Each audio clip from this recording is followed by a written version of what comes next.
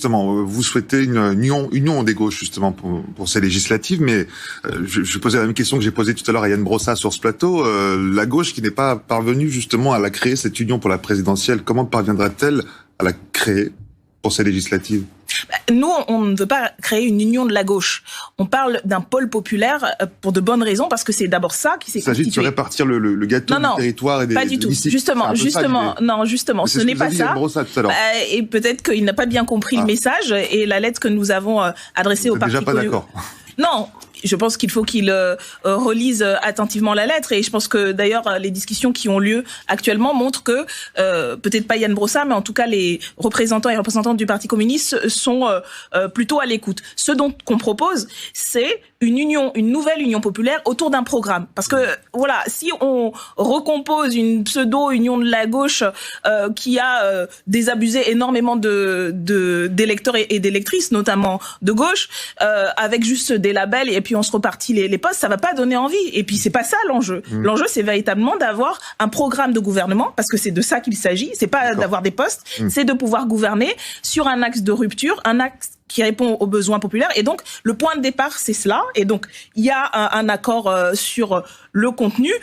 Et ensuite, la dynamique, elle se fait un peu naturellement, un peu mécaniquement. Mais le point de départ, ça doit être le contenu. Parce que d'abord, c'est ce programme qui a été porté en tête avec 22% lors des élections présidentielles. L'importance, vous l'avez dit, c'est le programme, c'est le contenu. Qu'allez-vous dire ou qu'avez-vous dit à Fabien Roussel, le patron du PCF, le candidat communiste à la présidentielle, qui est pro-chasse, pro-nucléaire? Nous nous sommes adressés au Parti communiste, et il y a en ce moment, vous le savez, des échanges avec une délégation du Parti communiste. Vous avez certainement connaissance de la lettre que nous avons adressée également à Europe Écologie Les Verts, et les discussions continuent. On espère qu'elles vont aboutir. Et que vous dites les communistes alors? Et nous avons Est-ce qu'ils vous ont répondu, les communistes? Porté, les discussions ont lieu. Donc il y a eu une réponse positive. Et vous leur demandez justement de faire des concessions sur ces sujets-là, par exemple, qui sont fondamentaux pour vous? Je ne crois pas que ce soit des concessions, parce que déjà, au départ, le programme que nous portons, l'Avenir en commun, il a été travaillé depuis un certain nombre d'années, notamment lorsque nous étions alliés déjà au Parti communiste. Donc en vérité, il y a vraiment des points effectivement qui font débat, et nous l'avions déjà dit par ailleurs lors de l'élection avant le premier tour, que nous pouvions le poser par exemple sur la question du nucléaire comme un élément d'un choix qui pourrait être fait par référendum. Donc ce ne sont pas des concessions ni de leur part ni d'une autre. Notre programme est arrivé en tête à 22%, mais par rapport à ça, on peut imaginer des formules qui permettent que personne ne se dédie, mais la cohérence du programme reste entière. Et les discussions sont ouvertes, et il y a une bonne écoute, et j'espère que nous aboutirons avec, je le redis, EELV aussi, et toutes celles et ceux, d'ailleurs, pas que des partis, mais des personnalités qui se sentent vous verrez bien, représentées. Ça vous dit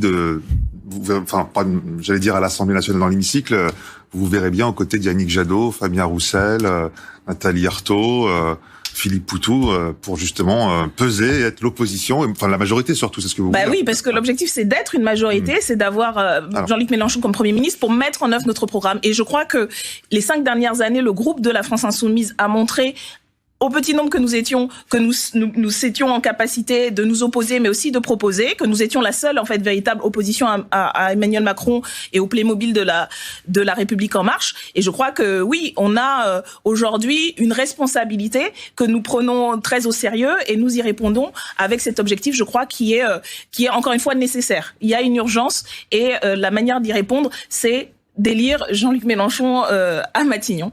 Et toujours pas dit quel poste pour vous au gouvernement, mais c'est pas grave.